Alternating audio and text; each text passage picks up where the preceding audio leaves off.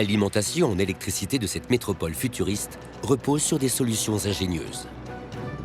Car le Japon ne dispose que de très peu de ressources naturelles.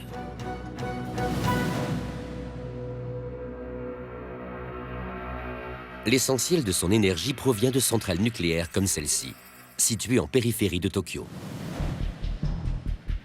Ces superstructures contiennent des matières hautement radioactives. Il est donc essentiel qu'elles puissent résister à d'importantes secousses sismiques.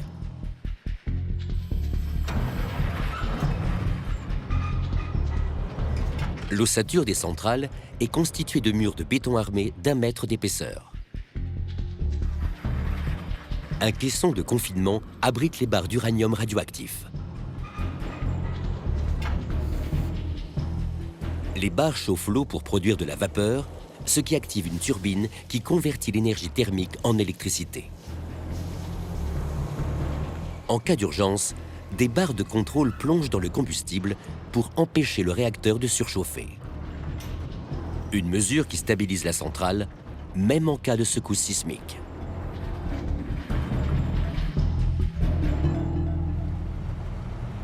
Mais en dépit de ces précautions, les systèmes de sécurité des centrales nucléaires ont un talon d'Achille. Pour fonctionner de manière efficace, les centrales nucléaires ont besoin d'énormes quantités d'eau de refroidissement. Elles doivent donc être situées aux abords de grands fleuves, ou mieux encore en bord de mer. Le Japon dispose d'un vaste littoral, mais celui-ci chevauche la limite de la plaque tectonique. Il est donc très dangereux d'implanter des centrales le long des côtes. En 2011, le violent séisme se produit à une 60aine de kilomètres au large des côtes. La plaque pacifique plonge subitement sous la plaque nord-américaine, laquelle se soulève de près de 7 mètres. Ce mouvement fait remonter d'énormes quantités d'eau de mer vers la surface et déclenche un gigantesque tsunami. Certaines régions du Japon sont submergées par des vagues de plus de 10 mètres de haut. 41 minutes après le séisme principal, le tsunami frappe la côte nord-est du Japon.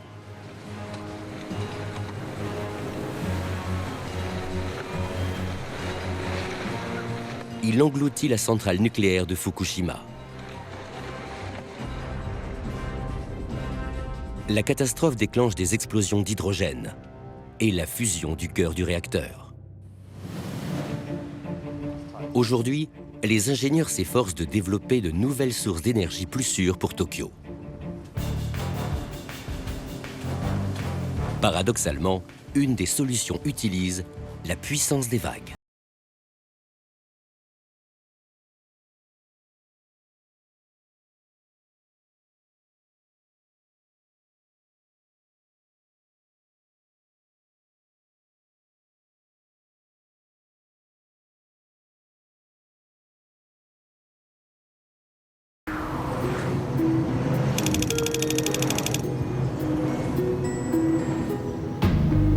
Si tout se passe comme prévu, c'est en Normandie qu'on exploitera pour la première fois une énergie marine. Philippe Gouverneur serait alors un pionnier, le premier promoteur en France d'une ferme éolienne offshore. Alors voilà, à 7 km au large. Elles seront là. Son projet, installer au large de la côte 21 machines comme celle-ci. Des éoliennes de 150 mètres de haut et 120 mètres d'envergure. Des turbines géantes pour capter le vent de la mer, plus fort et plus stable qu'à terre. En France, l'éolien offshore pourrait satisfaire 10% des besoins en électricité des foyers, de quoi ouvrir l'appétit des promoteurs qui ont déjà trouvé 15 sites exploitables. Techniquement, tous les sites ne sont pas exploitables, hein, il faut le reconnaître. Celui-ci, nous l'avons retenu à la suite d'une étude sur l'ensemble des côtes de France comme étant la zone multicritère, y compris en impact socio-économique, pour la pêche notamment, la vie faune, la fréquentation touristique, comme étant celui de moindre impact.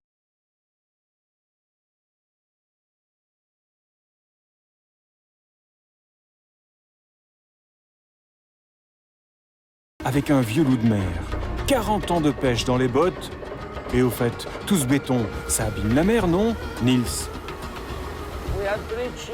En mer, on a construit toutes sortes de choses. Des ports, des ponts. Et les poissons s'accommodent de tout ça. Ouais, pour moi, les éoliennes n'ont ni une bonne ni une mauvaise influence sur la pêche.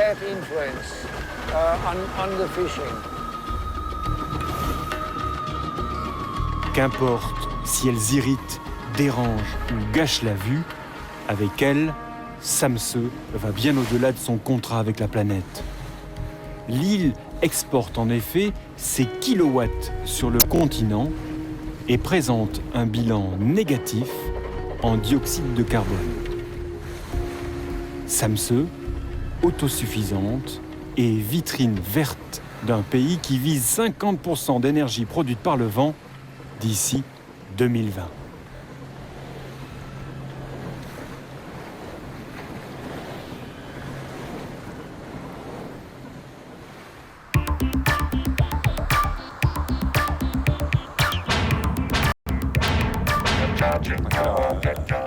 Bienvenue dans une nacelle d'éoliennes, une installation à la pointe de la technologie, résultat de nombreuses années d'avance en matière de recherche.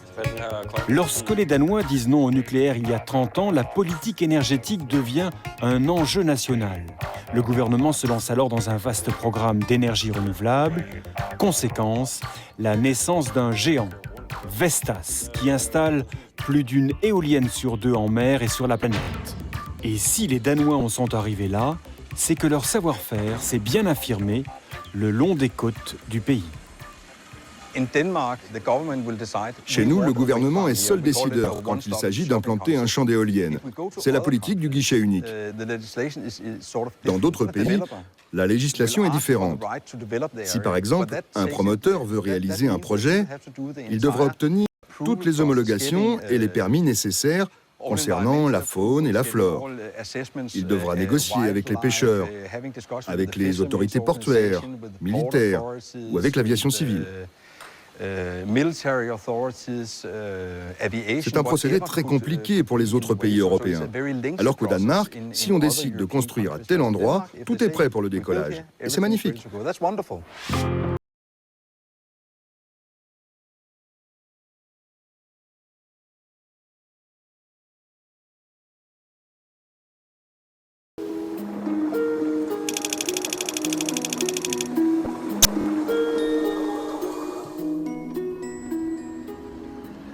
Elle trône un peu comme un trophée sur le port de Brest. Son nom, Sabella D03. C'est la première hydrolienne française qui a produit de l'électricité en mer, une drôle d'éolienne sous-marine. Une éolienne exploite la vitesse de l'air. Là, on exploite ce qu'on appelle l'hydrocinétique, donc la vitesse de l'eau, la vitesse d'un fluide. Alors cette vitesse de l'eau peut être apportée par des courants marins, ça peut être des courants de marée, ça peut être des courants transcontinentaux, ça peut être des courants fluviaux également. Donc la vitesse de l'eau vient créer un champ de pression donc, sur ce rotor et le mettre en rotation. Et lui-même entraîne derrière une génératrice électrique. Sabella est restée près d'1 an sous l'eau, ancrée dans une fosse au large de Bénodet en Bretagne. Elle a tourné comme prévu au gré des plus forts courants de la marée et elle a produit de l'électricité. Autre constat rassurant, elle a bien résisté aux assauts de la mer. Aujourd'hui, les inventeurs de Sabella sont bien décidés à passer à la phase industrielle de leur projet. Voici donc leur nouvelle création, Sabella D010. Elle est plus grande que la précédente ? Alors, elle est beaucoup plus grande, elle fait 15 mètres de haut. Le rotor fait 10 mètres de diamètre alors que Sabella D03 faisait 3 mètres. On a une embase ici qui fait à peu près 20 par 20, c'est ça, j'imagine. 20 mètres par 20 mètres, 20 mètres par 20 mètres, et puis on est rond. Il y a la taille quand même d'un bâtiment de 5 à 6 étages. Comme la précédente, cette machine sera ancrée sur les fonds marins. Il est prévu d'en mettre plusieurs en ligne pour fournir de l'électricité en grande quantité.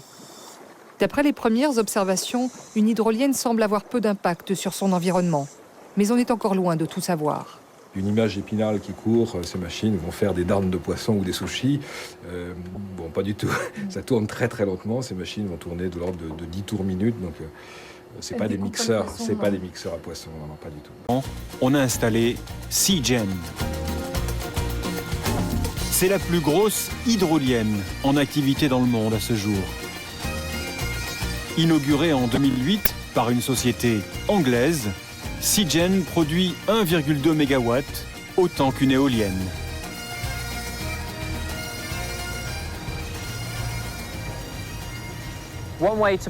Je dirais que c'est une éolienne sous la mer. Mais comme l'eau est beaucoup plus dense que l'air, son diamètre n'est que de 16 mètres, alors que celui d'une éolienne peut aller de 80 à 100 mètres. Ici, les marées sont exceptionnelles, l'endroit bien abrité. C'est un lieu idéal pour acquérir toute l'expérience et la fiabilité dont nous avons besoin. Car à terme, nous souhaitons déployer un grand nombre d'hydroliennes en mer, plus au large. Dès l'installation, les promoteurs avaient annoncé la couleur. Si ça marche, on créera des champs d'hydroliennes. Alors demain, peut-être, des kilomètres carrés dévoués à la production d'énergie grâce aux courants marins.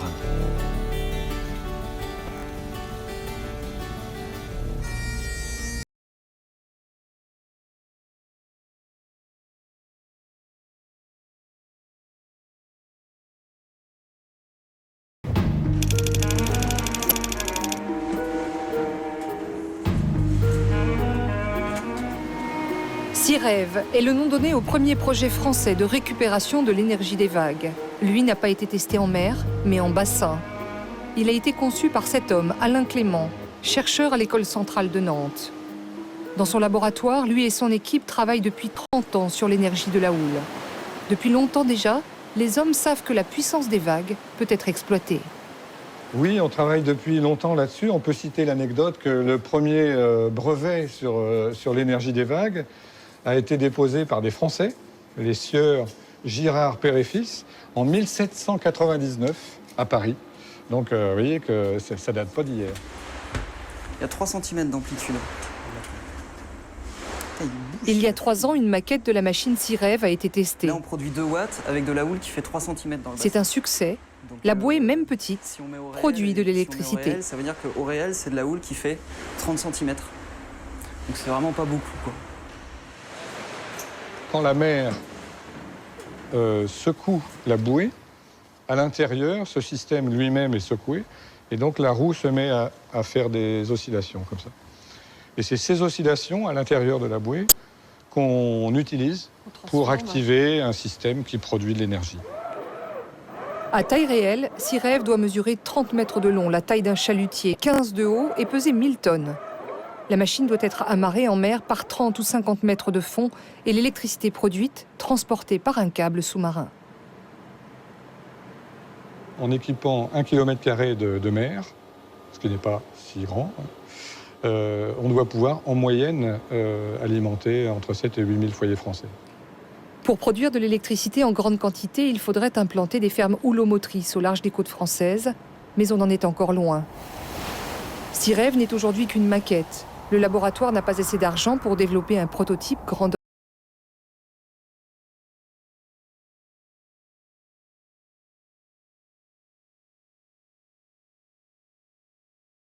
Hier.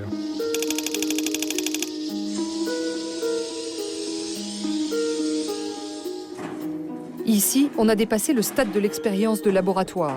Nous voici chez DCNS, géant européen de la construction navale. Dans ces ateliers, le savoir-faire, c'est la fabrication des navires militaires. Mais l'avenir a un nouveau nom, l'énergie thermique des mers. C'est là, dans les usines de Nantes, qu'on s'apprête à construire la première centrale ETM. L'idée, produire de l'électricité en utilisant la différence de température entre l'eau de surface et l'eau des profondeurs. Les lois de la physique sont assez simples. Il suffit d'avoir une différence de température, 20 degrés en l'occurrence, une eau chaude pompée en surface, 25 degrés, une eau froide pompée en très grande profondeur, par 1000 mètres, à 5 degrés, permet d'entraîner un moteur thermique et donc produire de l'électricité. Quel est l'avantage de l'énergie thermique des mers en termes de production d'électricité ? L'avantage, il est très important. Il faut bien comprendre que l'énergie thermique des mers est une énergie alternative aux énergies fossiles. L'énergie thermique des mers est exploitable dès qu'on a un écart de température de 20 degrés, c'est-à-dire le jour comme la nuit, 24 heures sur 24, 7 jours sur 7, toute l'année. Et voilà à quoi pourrait ressembler une centrale thermique des mers. Une plateforme posée sur l'eau à distance des côtes, c'est là qu'on transforme l'énergie en courant électrique et qu'on l'envoie vers le continent. On travaille sur des systèmes qui feraient à peu près 50 mètres de diamètre, des systèmes circulaires, 50 mètres de diamètre. Flottants, semi-submersibles, amarrés, tenant aux ouragans. L'ETM est exploité dans les eaux les plus chaudes de la planète. Pour l'heure, les Français et les Américains sont les seuls à travailler sur cette technologie. C'est sur l'île de la Réunion que la première machine française doit être testée d'ici quelques années.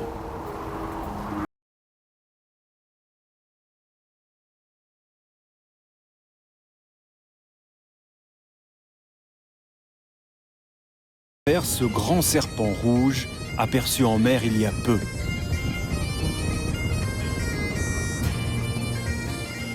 Pélamis est bien né ici, dans ce hangar. 180 mètres de cylindres, de joints, de pistons, de transformateurs. C'est la première centrale houlomotrice. Notre ressource, c'est la forte houle produite par les vagues.